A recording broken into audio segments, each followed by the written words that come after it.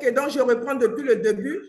Je disais que nous tenons à exprimer notre gratitude à la Ligue des femmes philosophes ivoiriennes qui organise ce colloque, nous réunissant aujourd'hui pour aborder une question d'une importance cruciale: la reconnaissance et la valorisation des contributions des femmes philosophes africaines. Ce colloque en ligne trouve son origine dans les réalités difficiles que nous ne pouvons ignorer. Nous saluons également les membres du comité scientifique pour leur travail rigoureux, ainsi que tous les participants dont les échanges enrichissent ce dialogue essentiel. C'est donc avec gratitude et détermination que nous vous proposons notre réflexion sur le sujet suivant: réécrire le canon, l'impact des femmes philosophes africaines sur les débats contemporains en Afrique. L'objectif de notre intervention est le renouveau philosophique par les femmes. Nous disons que la philosophie africaine contemporaine connaît une transformation significative grâce aux contributions des femmes philosophes longtemps marginalisées dans un canon dominé par les hommes. Ces penseuses remettent en question les paradigmes traditionnels et enrichissent les débats contemporains autour de l'égalité, de l'identité, de la justice sociale et de la décolonisation des savoirs. Ces contributions féminines ne se limitent pas complètement à l'histoire intellectuelle du continent. Elles redéfinissent les priorités philosophiques africaines en abordant les réalités locales et globales. C'est pourquoi, dans le cadre de notre réflexion, nous posons deux questions fondamentales. La première porte sur quelles sont les contributions des femmes au débat philosophique contemporain en Afrique. Le second porte sur comment repenser leur rôle à partir de l'éducation selon la vision de Platon. En prenant appui sur ces deux interrogations, nous faisons un état des lieux de la philosophie africaine. Nous analysons les contributions des femmes philosophes africaines et enfin, nous proposons une piste de solution pratique à partir d'un auteur incontournable de l'histoire de la philosophie. La première partie de notre travail porte sur les contributions des femmes philosophes au débat contemporain. Nous disons que les femmes philosophes africaines réintègrent les valeurs africaines et universelles pour répondre à des enjeux globaux tels que la migration, le développement durable, les droits humains et l'interculturalité. Contrairement à la philosophie occidentale individualiste, ces penseurs s'appuient sur les traditions collectives africaines pour articuler des réponses philosophiques inclusives. Elles dénoncent les biais eurocentriques et patriarcaux qui ont façonné la philosophie africaine. Leur approche féministe et intersectionnelle remet en cause les catégories héritées du colonialisme comme les oppositions tradition-modernité ou Afrique-Occident. Daniela Bruni, poète et philosophe d'origine ivoirienne par exemple, valorise les récits oraux, les proverbes et les mythes africains qu'elle considère comme des formes légitimes de production philosophique. Selon elle, les femmes, en tant que gardiennes des récits, jouent un rôle essentiel dans la transmission de ces formes de savoir. Elle insiste donc sur la nécessité de considérer les expériences féminines, souvent reléguées à la sphère privée dans la réflexion philosophique.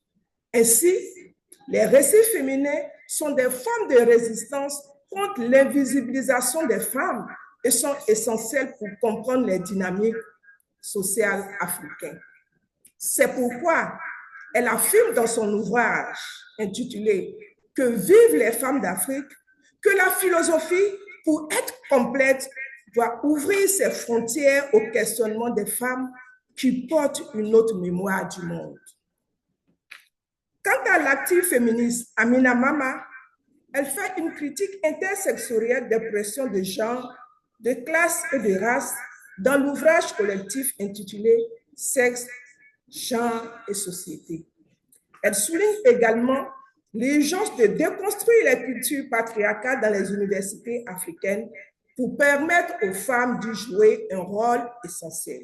Enfin, Nadine Goodwiner, d'origine sud-africaine, dans son ouvrage Burger's Daughter, utilise la littérature comme outil de résistance pour dénoncer les récits dominants et réintégrer les choix féminins dans la production du savoir. Ces penseuses africaines mettent en lumière l'importance des expériences vécues par les femmes dans la compréhension des dynamiques sociales et philosophiques du continent. Elles décolonisent ainsi les savoirs, mais cette décolonisation ne signifie pas une révision des sources académiques uniquement. Elle vise à transformer les structures sociales et culturelles en promouvant une pensée inclusive et enracinée dans les réalités africaines. Ce processus permet non seulement de réhabiliter les mémoires longtemps oubliées, mais aussi de créer des cases épistémologiques capables de répondre aux enjeux contemporains du continent.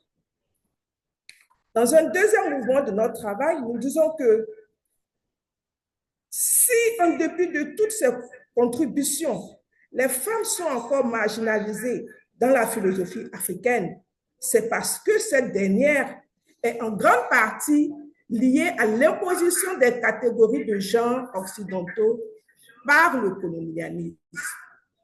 Cette approche est analysée par Eronke et Yomini, qui démontre que les sociétés africaines précoloniales, dans les sociétés africaines précoloniales, le genre tel qu'il est conçu en Occident n'existait pas.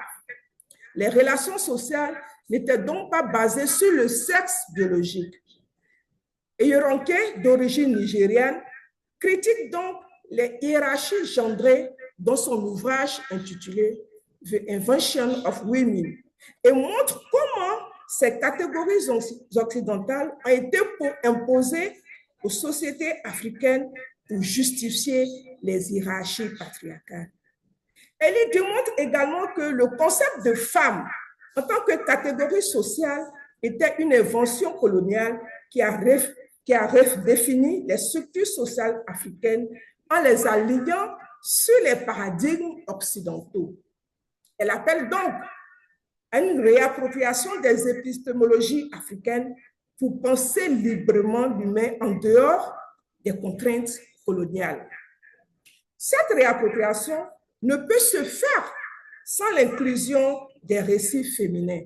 Et à cet effet, Nkuru Nzengewu, d'origine nigériane également, dans son ouvrage intitulé Family Matters, propose une éthique basée sur la complémentarité qui valorise les contributions égales des hommes et des femmes dans les sociétés africaines traditionnelles. Elle montre ainsi comment les structures traditionnelles peuvent servir de base à une critique des inégalités modernes et repenser les relations de genre en Afrique. Malgré tous ces efforts, les femmes philosophes africaines sont encore confrontées à plusieurs difficultés. C'est pourquoi, dans la deuxième partie de notre réflexion, nous proposons une solution pratique dans la réécriture du canon. Et cette dernière partie vous sera présentée par le docteur Begré Konon. Je vous remercie pour la qualité de l'écoute.